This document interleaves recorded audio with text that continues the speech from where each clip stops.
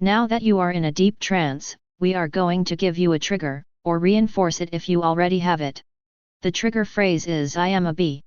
If you use this trigger, or if someone that you trust says the trigger phrase you are a bee, you will undergo the transformation that you are about to experience again at whatever speed you want. Additionally, you will instantly turn back into a human if you use the reset phrase I am not a bee, or if someone that you trust says the reset phrase you are not a bee. Now the transformation will begin.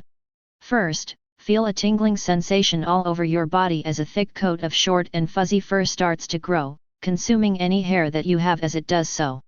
The fur on your hands, lower arms, feet, lower legs, ears, and the bottom 2/3 of the front half of your torso is black while the fur on the rest of your body is yellow. Also, the yellow fur intrudes into the space of the black fur on the front of your torso in the shape of a triangle. The base of the triangle spans the border between the yellow and black fur on the front of your torso, and the point of it is horizontally centered on the front of your torso and is vertically located halfway down it. Additionally, there are sections of yellow fur shaped like 3D ovals on various parts of your body. There are 2 of them located on each of your elbows and knees on the border between the black and yellow fur. They are each 2 inches tall and half an inch wide and long. The ones on your elbows are vertically centered on the center of the outer side of each of your elbows and almost point straight away from where they are on them, but one on each elbow is rotated 30 degrees upwards while the other is rotated 30 degrees downwards. The ones on your knees are horizontally centered on the front of your knees and almost point straight down, but similarly although not identically to the ones on your elbows, one of them on each knee is rotated 30 degrees to the left while the other is rotated 30 degrees to the right. Also, there are 2 of these sections of yellow fur on each side of your head. They are shaped just like the ones on your knees and elbows are, and are located on the edge between the sides of your head that they are on and your face, as well as vertically located 2 inches up your head. They almost point straight forwards, but like with the ones on your elbows, one on each side of your head is rotated 30 degrees upwards while the other is rotated 30 degrees downwards.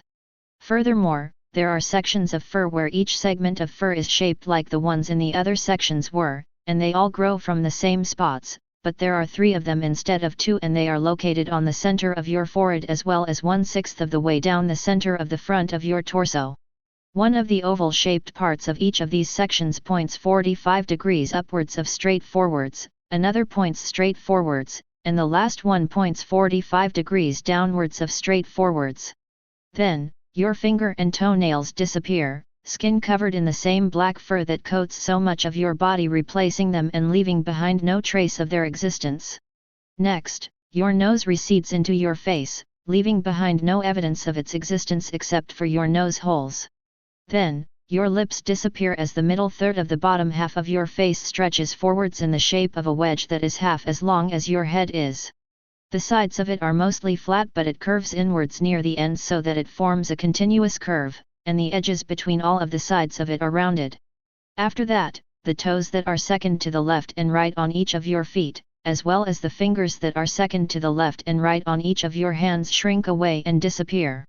Then, each of your remaining fingers and toes change shape so that they are shaped like cones that point away from the hand or foot that they are on and are 1/3 as wide as the hand or foot that they are on, with the ones on your hands being as long as your longest finger was while the ones on your feet are as long as your longest toe was.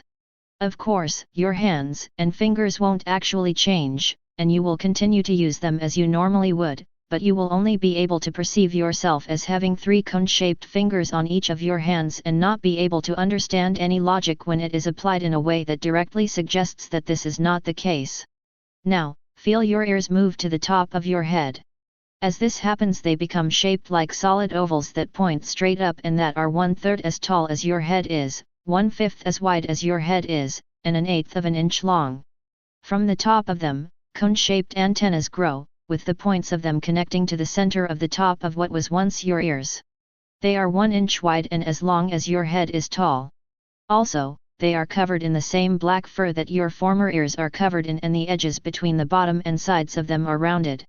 You will be able to rotate your antennas to face any direction that you wish and will find that it seems like your hearing is much stronger in the directions that they are pointing. In reality, your mind will just pay a lot more attention to sounds in the directions that they are pointing, causing them to seem to be louder while ones from other directions seem to be quieter. However, you will be completely unaware that this is what is actually happening. Then, your feet shrink so that they are only 1.5 times as long as your new toes are. Of course, this won't actually happen and you will still move around as you normally do, but you will be incapable of perceiving your feet as not being this size and you won't understand any logic when it is applied in a way that directly suggests that your feet are not 1.5 times as long as your toes are. Now, feel a large pulling sensation just below your arms as a new arm with a hand on the end of it grows on both the left and right sides of your torso just below your pre-existing arms. They are shaped exactly like your other arms and hands are, and are even covered in the same fur as them. Of course, you won't actually have grown a second set of arms and hands, but you will perceive yourself as having done so. Also, your perception of both your real set of arms and hands and your imaginary ones will be altered so that you perceive yourself as using both of them when in reality you will just use your real arms and hands as you normally would.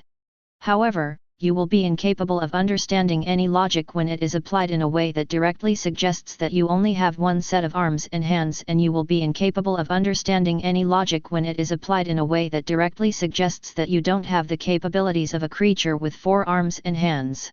That being said, when you are only trying to control your second set of arms and hands you will be able to do so, but you will not attempt to use them to do anything but feel things, and you will never find this unusual or wonder why this is the case.